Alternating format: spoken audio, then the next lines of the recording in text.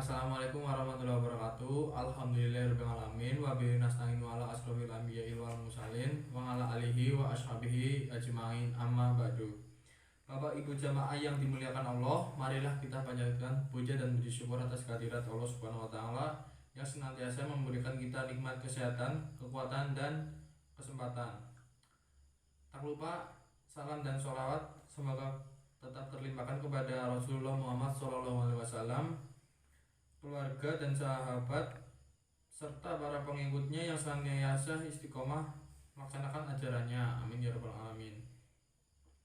Jamaah yang dirahmati Allah, pada kesempatan kali ini saya Yoga Saputra akan menyampaikan kultum dengan tema keutamaan membaca Al-Quran.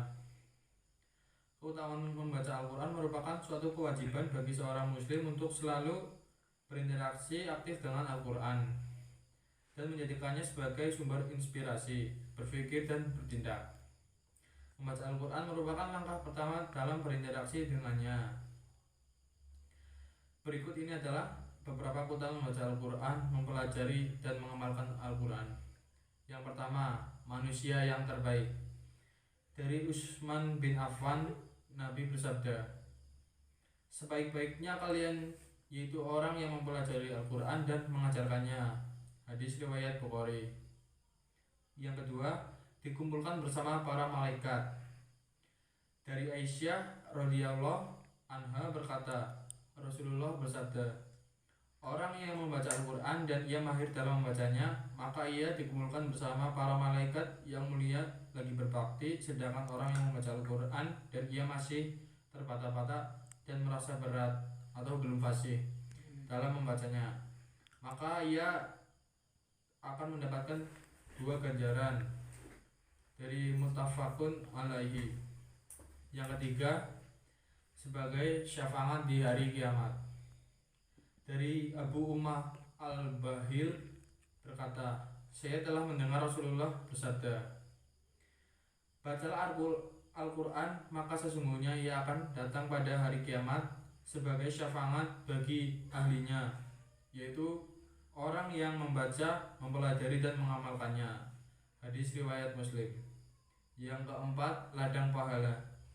Dari Abdullah bin Mas'ud, Rasulullah bersabda, barang siapa yang membaca satu huruf dari kitabullah atau Al-Quran, maka baginya satu kebaikan dan satu kebaikan akan Abdullah bin Mas'ud, Rasulullah bersabda, barang siapa yang membaca satu huruf dari kitabullah atau Al-Quran, maka baginya satu kebaikan dan satu kebaikan akan dilipat gandakan dengan 10 kali lipat. Saya tidak mengatakan alif lam mim itu satu huruf, tetapi alif itu satu huruf, lam itu satu huruf, dan mim itu satu huruf. Hadis riwayat At-Tirmidzi. Yang kelima, kedua orang tuanya mendapatkan mahkota surga.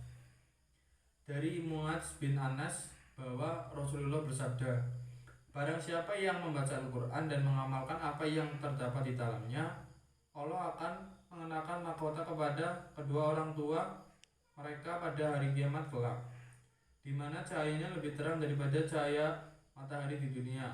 Maka kamu tidak akan menduga bahwa ganjaran itu disebabkan dengan amalan yang seperti ini. Hadis riwayat Abu Daud. Demikianlah sedikit yang saya sampaikan. Semoga ada manfaatnya dan semoga Allah memasukkan kita ke dalam golongan orang yang membaca, mempelajari dan mengamalkan Al-Quran. Amin. Billahi taufiq wal hidayah. Wassalamualaikum warahmatullahi wabarakatuh.